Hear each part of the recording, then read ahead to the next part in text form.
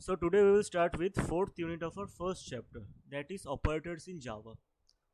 तो इस चैप्टर में हम क्या समझेंगे? इस चैप्टर में हम बेसिकली ऑपरेटर्स के बारे में देखेंगे, various types of operators actually, arithmetic operators और क्या है इस चैप्टर में, शॉर्ट हैंड ऑपरेशंस और लॉजिकल ऑपरेटर्स, दैट्स इट। और उनके अंडर कुछ क्लासिफिकेशंस एंड ऑल वो समझेंगे। So let's start. तो पहले समझते हैं ऑपरेटर क्या है। ऑपरेटर एक सिंबल है जो दो ऑपरेंट के अंदर एक ऑपरेशन ओवरऑल परफॉर्म कराता है। ठीक है, इधर डेफिनेशन में क्या लिखा है? ऑपरेटर इज अ सिंबल और sign use to specify an operation. ठीक है, पहले एक बार पढ़ लेते हैं ये डेफिनेशन, उसके बाद ये एग्जाम्पल से हम समझेंगे। ऑपरेंट्स क्या है? ऑपरेंट्स है the elements used in operation on which action is to be taken are known as operands.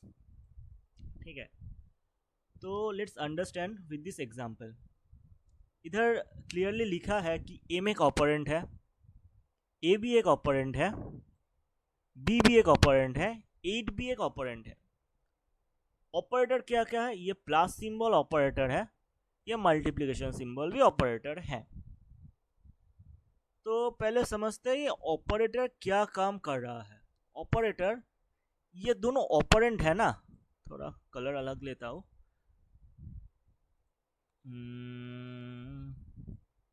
हाँ, ये दोनों ऑपरेंट है ना, ये दो ऑपरेंट के अंदर कुछ काम करा रहा है ये ऑपरेटर। ठीक है, ऑपरेंट क्या है? लिखा है डेफिनेशन में, the element used in operation on which the action is to be taken.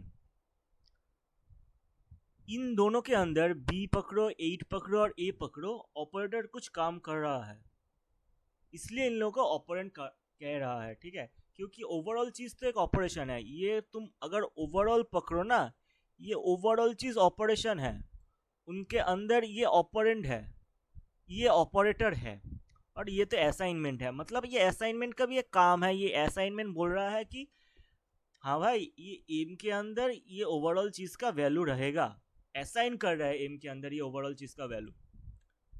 ठीक है, तो तुम लोगों का ये बेसिक आइडिया तो लग गया है कि ऑपरेंट क्या है, ऑपरेटर क्या है। और फर्दर हम जब ये क्लासिफिकेशंस पढ़ेंगे और तुम लोगों को क्लियर होगा कि ये क्या चीज़ है। तो उसके बाद क्या आता है? Expression. Expression is a set of variables and constants, set of variables, constants and arithmetic operators. ये ओवरऑल चीज़ को हम एक्सप्रेशन बोल रहे हैं। ये ओवरऑल लिखा है ना, इसको हम एक्सप्रेशन बोल रहे हैं, क्योंकि इधर लिखा है set of variable, constants and arithmetic operators. ये ओवरऑल एक साथ एक एक्सप्रेशन फॉर्म कर रहा है। तुम लोगों को रिलेट कर सकते हो, मैथमेटिक्स में तो पढ़े होंगे एक मैथमेटिकल एक्सप्रेशन। सिमिलरली इसको तुम देख के समझ सकते हो, ये भी एक मैथमेटिकल रिलेशन एक्सप्रेशन है अगर तुम ये मैथमेटिक्स में लिखते। ठीक है, एक ओवरऑल कॉम्बिनेशन ऑपरेटर ऑपरेंट का मैथमेटिकल एक्सप्रेशन हम बोल रहे हैं। ठीक है, और डेफिनेशन तो लिखा है, इधर से भी पढ़ सकते हो, 1 मार्कर आ सकता है। तो उसके बाद आता है हमारा एरिथमेटिक ऑपरेटर्स। तो एरिथमेटिक ऑपरेटर्स 3 टाइप का होता है, मेनली 3 टाइप। फर्स्ट होता है यूनरी, बाइनरी, टर्नरी। ठीक है, यूनरी मतलब एक ऑपरेंट में यूज होता है, जो ऑपरेटर एक ऑपरेंट में यूज होता है, सिर्फ एक ही ऑपरेंट होगा। बाइनरी मतलब 2 ऑपरेंट होगा। टर्नरी मतलब 3 ऑपरेंट होगा।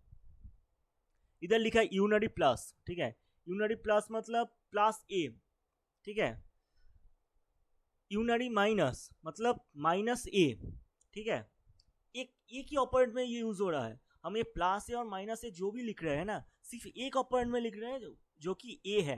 ये ए वेरिएबल में यूज हो रहा है। तो जो जो ऑपरेटर लाइक एक ही ऑपरेंट में यूज होता है उसको हम यूनरी बोलते हैं, यूनरी ऑपरेटर्स बोलते हैं। और मोर प्रिसाइजली हम यूनरी मैथमेटिक ऑपरेटर्स बोलते हैं, arithmetic operators, sorry, unary arithmetic operators बोलते हैं। उसके बाद आता है यूनरी इंक्रीमेंट और यूनरी डिक्रीमेंट। इंक्रीमेंट मतलब इंक्रीज होना, डिक्रीमेंट मतलब डिक्रीज होना। ठीक है, सपोज हम अगर ए प्लस प्लस लिखे ना, A plus plus means A equals to A plus one, that means A का वैल्यू एक करके इंक्रीज हो रहा है। सिमिलरली ए माइनस माइनस का क्या मतलब है, ए माइनस माइनस का मतलब है A equals to A minus one, A का वैल्यू एक करके डिक्रीज हो रहा है। आता है prefix postfix which is also known as pre increment operator, और इसको कहते हैं पोस्ट इंक्रीमेंट ऑपरेटर। ठीक है, प्री इंक्रीमेंट और प्रीफिक्स मतलब प्लस प्लस है, माइनस माइनस है। पोस्ट फिक्स और पोस्ट इंक्रीमेंट मतलब ए माइनस माइनस या ए प्लस प्लस। ठीक है, एग्जाम्पल बोल रहा हूँ। तो प्री इंक्रीमेंट में क्या होता है, प्री इंक्रीमेंट में एक्चुअली होता है प्लस प्लस है, मतलब तुम पहले वैल्यू ए का इंक्रीज करोगे एक करके, उसके बाद बाकी काम होगा। ठीक है, पोस्ट इंक्रीमेंट में क्या होता है, तुम पहले ए का वैल्यू से जो काम होगा वो करोगे, उसके बाद उसका इंक्रीमेंट और डिक्रीमेंट होगा। Suppose let's take an example, system dot out dot println से तुम प्लस प्लस ए प्रिंट करोगे। ठीक है, ठीक है, और तुम्हारा ए का इनिशियल वैल्यू होगा 6, और अगर तुम प्लस प्लस ए प्रिंट करोगे ना, तुमको वैल्यू दिखाएगा 7, पर तुम अगर ए प्लस प्लस प्रिंट करोगे ना, तुमको वैल्यू दिखाएगा 6। बिकॉज 7 क्यों पहले केस में दिखा रहा है, मतलब प्री इंक्रीमेंट में, बिकॉज वो आगे वैल्यू, पहले वैल्यू तुम्हारा इंक्रीज कर दे रहा है, उसके बाद उसका प्रिंट कर रहा है। पर पोस्ट फिक्स में आगे पहले प्रिंट वो कर देगा। ठीक है, आगे प्रिंट कर देगा वो, उसके बाद उसका इंक्रीमेंट करेगा। तो that's the basic difference and the basic concept. उसके बाद आता है बाइनरी। ठीक है, बाइनरी मतलब जो ऑपरेटर तुम्हारा दोनों ऑपरेंड के अंदर काम करता है। ठीक है, उसको हम बाइनरी कहते हैं। Suppose C equals to A plus B, वो ए प्लस बी में जो प्लस साइन ऑपरेटर है ना, वही बाइनरी है, because it is working on two operands A and B. अब समझते हैं ternary. Ternary is basically like the operator that operates on 3 operands. ठीक है, पहले तुम्हारा ये टेस्ट केस होता है, उसके बाद एक्सप्रेशन 1 या एक्सप्रेशन 2। इसको हम डायरेक्ट एग्जांपल समझते हैं। मैक्स एक वेरिएबल है, if A greater than B, अगर ये कंडीशन सेटिस्फाई होता है तो मैक्स के अंदर ये ए वैल्यू स्टोर होगा या तो बी वैल्यू स्टोर होगा। मतलब ये हम ऐसे लिखते हैं, अगर ये टेस्ट कंडीशन सेटिस्फाई होगा फिर एक्सप्रेशन वर्कआउट करेगा, नहीं तो एक्सप्रेशन 2 वर्कआउट करेगा। सिमिलरली ये एग्जांपल भी देख लेते हैं। मिनिमम, ये मिनिमम मिन में, वेरिएबल मिन में ये पहले चेक करेगा ए क्या लेस देन बी है। अगर ये कंडीशन सेटिस्फाई करता है फिर इस मेन वेरिएबल में ए स्टोर होगा, नहीं तो ये बी स्टोर होगा। टर्नरी ऑपरेटर ऐसे ही काम करता है। उसके बाद हमारा आता है short hand operation. Short hand operation क्या लिखा है, the binary operators available in Java language can also be written as, मतलब ये एक ऑल्टरनेटिव टेक्निक है ये बाइनरी ऑपरेटर्स को लिखने का। Suppose let's take an example, m equals to m plus n which can also be written and m plus equals to n। ठीक है, ये सिर्फ एक टेक्निक है राइट लिखने का, ये सिर्फ याद रखना पड़ेगा, इसमें समझने वाला कोई बात नहीं है। Suppose let's take a equals to a minus b which can also be written as a minus equals to b, q equals to q by 8 which can also be written as q by equals to 8। ये दोनों same meaning ही है, दोनों का meaning पूरा ही same है। ठीक है, nested ternary, ये नेस्टेड वर्ड का मतलब है कुछ काम के अंदर कुछ काम होना।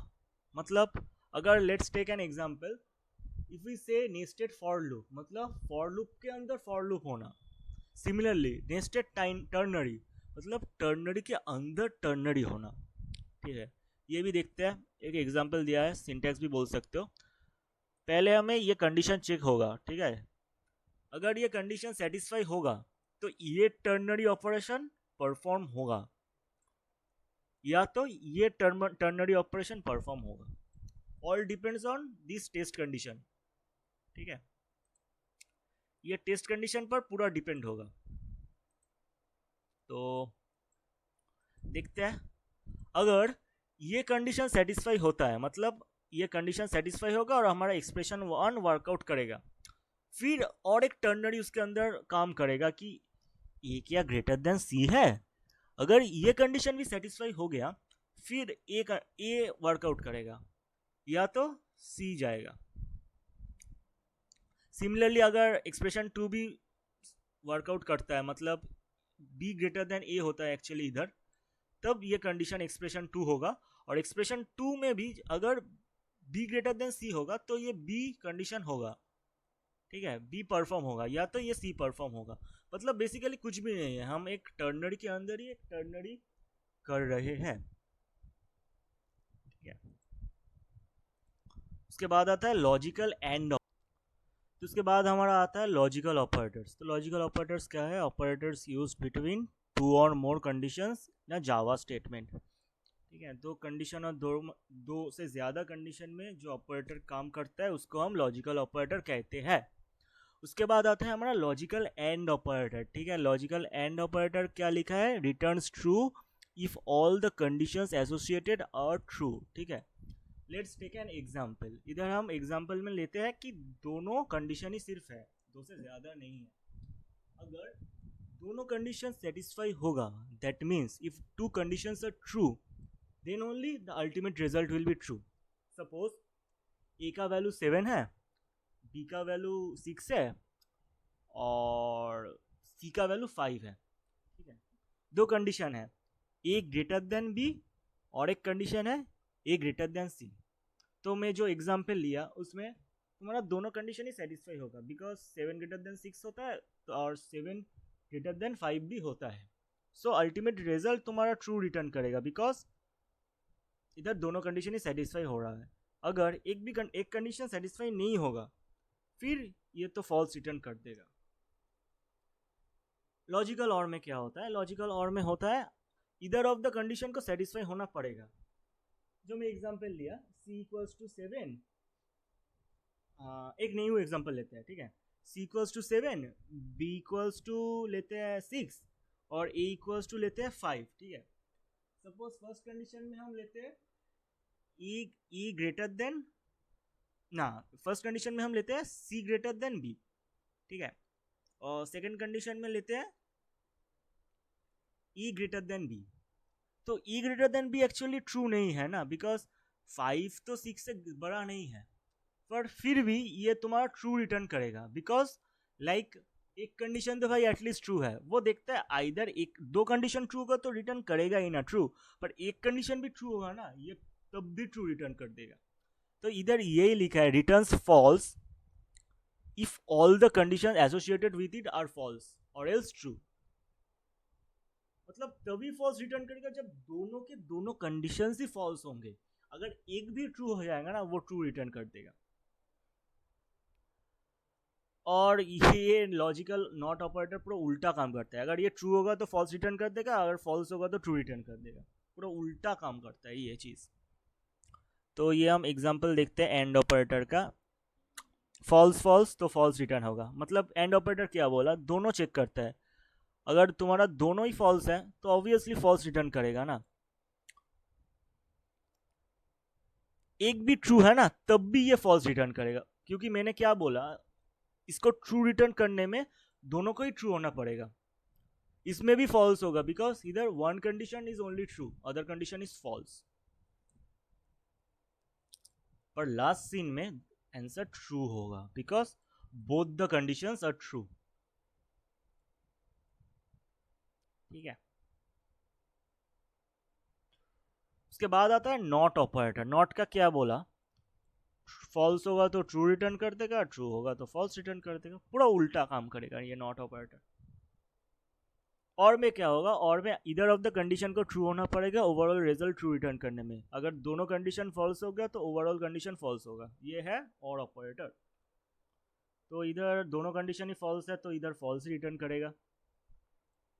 इधर एक कंडीशन ट्रू है, ट्रू हो जाएगा। इधर भी एक कंडीशन ट्रू है, इधर भी ट्रू हो जाएगा। इधर तो दोनों ही कंडीशन ट्रू है भाई, तो इधर तो ऑफ कोर्स ट्रू ही होगा। तो ऐसे काम करता है तुम्हारा और ऑपरेटर। और लास्ट में तुम्हारा सिंबल आता है। ये तो भाई मैथ्स का बेसिक चीज़ है। Less than symbol, greater than symbol, greater than, less than equal to, उसके बाद आता है greater than equal to. Maths में तुम लोगों का लेस देन इक्वल टू ऐसे लिखा होता है, पर इधर प्रोग्रामिंग में तुम्हारा लेस देन इक्वल टू ऐसे लिखना पड़ता है। Then the same thing goes for तुम्हारा ग्रेटर देन इक्वल टू। और ये इक्वल टू का काम क्या है, तुम्हारा दो नंबर चेक करेगा कि ए क्या बी के साथ इक्वल है, और ये एक्सक्लेमेशन का बाद इक्वल टू लिख के हम नॉट इक्वल टू चेक करते हैं, मतलब चेक करता है, मतलब ये इक्वल टू का पूरा उल्टा काम करता है। ठीक है, so that's all about our fourth unit of our first chapter, that is operators in Java.